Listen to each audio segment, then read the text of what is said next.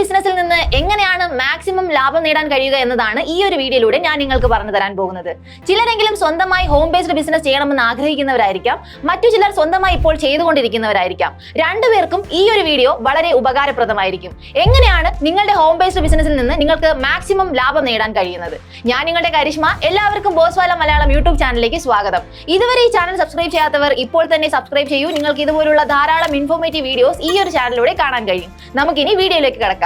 ആദ്യം നമ്മൾ ഡിസ്കസ് ചെയ്യാൻ പോകുന്ന പോയിന്റ് ആണ് യൂട്ടിലൈസ് ഫാമിലി റിസോഴ്സസ്. നമ്മളുടെ കുടുംബാംഗങ്ങളെ നമ്മളുടെ ബിസിനസ്സിലേക്ക് ഉൾപ്പെടുത്തുന്നതിലൂടെ നമുക്ക് ആ ഒരു വർക്ക്ഷീപ്പ് ചിലവ് കുറയ്ക്കാൻ സാധിക്കും. അത് മാത്രമല്ല, നല്ലൊരു സഹകരണ അന്തരീക്ഷം സൃഷ്ടിക്കാനും നമ്മളുടെ കുടുംബ ബന്ധങ്ങൾ കൂടുതൽ ദൃഢമാക്കാനും ഇതിലൂടെ സാധിക്കും. അതിനൊരു ഉദാഹരണം ഞാൻ നിങ്ങൾക്ക് പറഞ്ഞു തരാം. നിങ്ങളിപ്പോൾ സ്വന്തമായ ഒരു ബേക്കിംഗ് ബിസിനസ് ആരംഭിക്കാൻ, ഒരു ഹോം ബേസ്ഡ് ബേക്കിംഗ് ബിസിനസ് ആരംഭിക്കണമെന്ന് ആഗ്രഹിക്കുന്ന ഒരാളായിരിക്കാം. നിങ്ങൾ ആരംഭിച്ചു എന്ന് കരുതുക.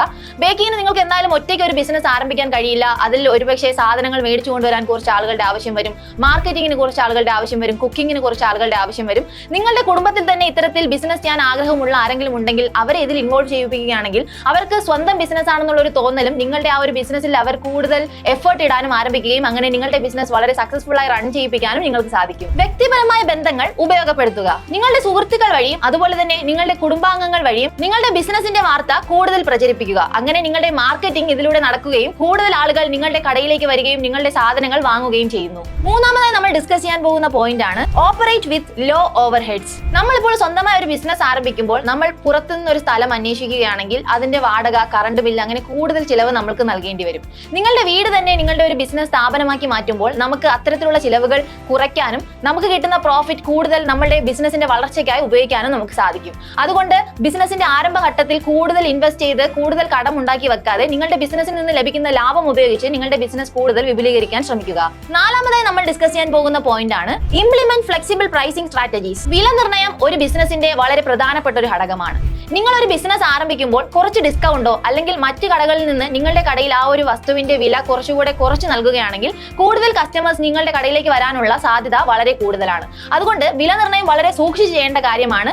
നിങ്ങൾ കൃത്യമായ അവലോകനത്തിലൂടെ നിങ്ങളുടെ ചുറ്റുപാടുമുള്ള ഈ ഒരു ബിസിനസ് ചെയ്യുന്ന ആളുകൾ എങ്ങനെയാണ് വില നിർണ്ണയിക്കുന്നത്, അതിൽ നിന്ന് എങ്ങനെ വ്യത്യസ്തമായി നിങ്ങളുടെ പ്രോഡക്റ്റിന് വില നിർണ്ണയം നടത്താം എന്നിങ്ങനെ അവലോകനം ചെയ്തതിനു ശേഷം മാത്രം നിങ്ങളുടെ പ്രോഡക്റ്റിന് വില നിർണ്ണയിക്കുക. ചെറിയ ഡിസ്കൗണ്ടുകളും ഓഫറുകളും നൽകുമ്പോൾ കൂടുതൽ ആളുകളെ നിങ്ങളുടെ കടയിലേക്ക് അട്രാക്ട് ചെയ്യിപ്പിക്കാൻ നിങ്ങൾക്ക് സാധിക്കും. അഞ്ചാമതായി നമ്മൾ ഡിസ്കസ് ചെയ്യാൻ പോകുന്ന പോയിന്റ് ആണ് diversify product or service offerings. നമ്മൾ എല്ലാവരും ഒരു ബിസിനസ് ആരംഭിക്കുന്നത് ഒരു പ്രോഡക്റ്റിൽ നിന്നാവും. പക്ഷേ കുറച്ച് നാളുകൾ കഴിയുമ്പോൾ നിങ്ങൾ കൂടുതൽ പ്രോഡക്റ്റ്, അതായത് വ്യത്യസ്തമായ സാധനങ്ങൾ വിൽക്കുവാൻ ശ്രമിക്കുക.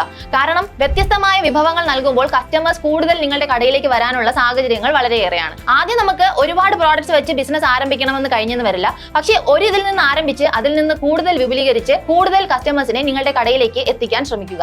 നിങ്ങൾ സ്വന്തമായ ഒരു ഹാൻഡ് മെയ്ഡ് സോപ്പ് നിർമ്മിച്ച് വിൽക്കാൻ ആഗ്രഹിക്കുന്ന ഒരു വ്യക്തിയാണെന്ന് കരുതുക.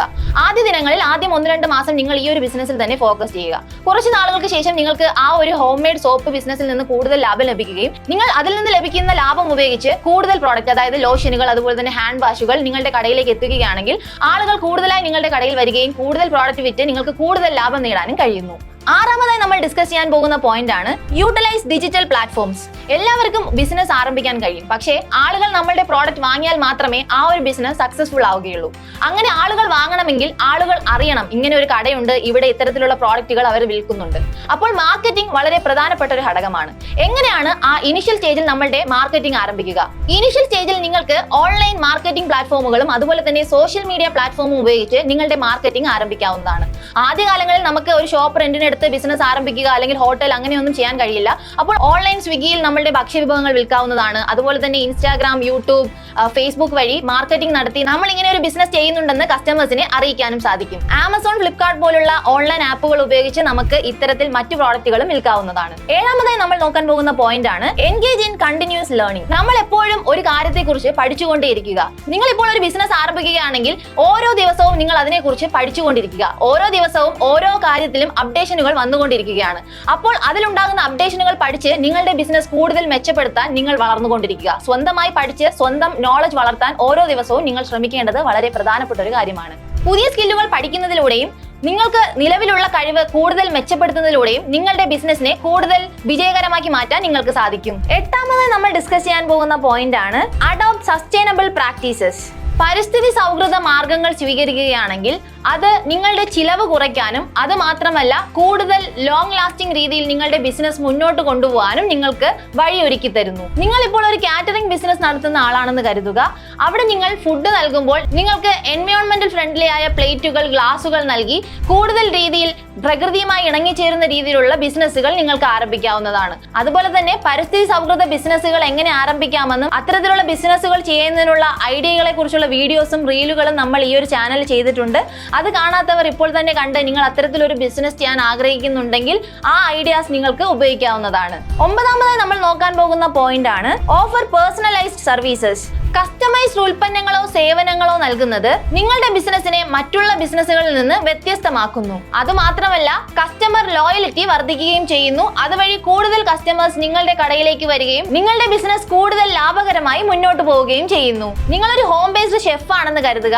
നിങ്ങളുടെ ഓരോ കസ്റ്റമേഴ്സിന്റെ ആവശ്യാനുസരണം അവർക്ക് ഡയറ്റ് പ്ലാനിനനുസരിച്ച് വ്യത്യസ്തമായ ഫുഡുകൾ ഉണ്ടാക്കി നൽകുന്നതിലൂടെ ആ ഒരു കസ്റ്റമറുമായി നിങ്ങൾ ഒരു ദൃഢമായ ബന്ധം സ്ഥാപിക്കുകയും അവർ നിങ്ങളോട് ഒരു ആത്മാർത്ഥത കാണിക്കുകയും അങ്ങനെ നിങ്ങളുടെ കസ്റ്റമേഴ്സ് നിങ്ങളിൽ നിന്ന് വിട്ടുപോകാതെ നിങ്ങൾക്ക് ലോങ് റണ്ണിനായി ഈ ഒരു ബിസിനസ് മുന്നോട്ട് കൊണ്ടുപോകാനും അതുപോലെ തന്നെ നിങ്ങളുടെ ബിസിനസ് കൂടുതൽ സക്സസ്ഫുൾ ആയി റൺ ചെയ്യിപ്പിക്കാനും നിങ്ങൾക്ക് സാധിക്കുന്നു.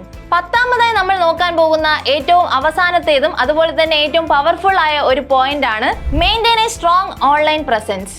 ഞാൻ ആദ്യം ഒരു പോയിന്റ് പറഞ്ഞിട്ടുണ്ടായിരുന്നു, നിങ്ങൾ സോഷ്യൽ മീഡിയ പ്ലാറ്റ്ഫോം ശരിയായി ഉപയോഗിക്കുക. മാർക്കറ്റിംഗിന് വേണ്ടി വളരെ ലളിതമായി വളരെ ചീപ്പായി നമുക്ക് ചെയ്യാൻ പറ്റുന്ന ഒരു ഐഡിയ ആണ് ഓൺലൈൻ പ്ലാറ്റ്ഫോമിന്റെ വിനിയോഗം.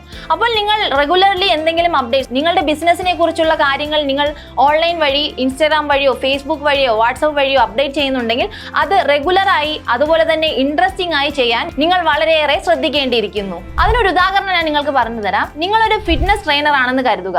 അപ്പോൾ നിങ്ങൾ ഓരോ ദിവസവും ഓരോ തരത്തിലുള്ള വർക്കൗട്ടും എങ്ങനെയാണ് ആ വർക്കൗട്ട് ചെയ്യേണ്ടത്, അതുപോലെ തന്നെ ഡയറ്റ് പ്ലാൻസ് എന്തൊക്കെയാണ്, എങ്ങനെയാണ് വെയിറ്റ് ഗെയിൻ ചെയ്യേണ്ട വർക്കൗട്ട്, എങ്ങനെയാണ് വെയിറ്റ് ലോസ് ചെയ്യേണ്ട വർക്കൗട്ട്, അങ്ങനെയുള്ള കാര്യങ്ങൾ നിങ്ങൾ ദിനംപ്രതി അപ്ഡേറ്റ് ചെയ്യുകയാണെങ്കിൽ നിങ്ങൾക്ക് ആ ഒരു സോഷ്യൽ മീഡിയയിലെ ആ ഒരു ഓഡിയൻസിനെ റെഗുലർലി കീപ്പ് ചെയ്യാൻ നിങ്ങൾക്ക് സാധിക്കും. ഇന്ന് ഈ ഒരു 10 പോയിന്റിലൂടെ ഹോം ബേസ്ഡ് ബിസിനസിന്റെ ലാഭം എങ്ങനെയാണ് മാക്സിമം നമുക്ക് യൂട്ടിലൈസ് ചെയ്യാൻ കഴിയുക എന്ന ഐഡിയാസ് ആണ് ഞാൻ പറഞ്ഞു തന്നത്.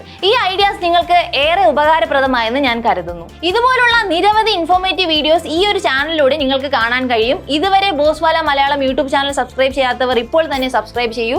അത് മാത്രമല്ല ഇനി ഏത് തരത്തിലുള്ള ഇൻഫോർമേറ്റീവ് വീഡിയോസ് ആണ് നിങ്ങൾക്ക് വേണ്ടതെന്ന് താഴെ കമന്റ് ബോക്സിലും പറയൂ. ബോസ്വാല, ബി ദ ബോസ്.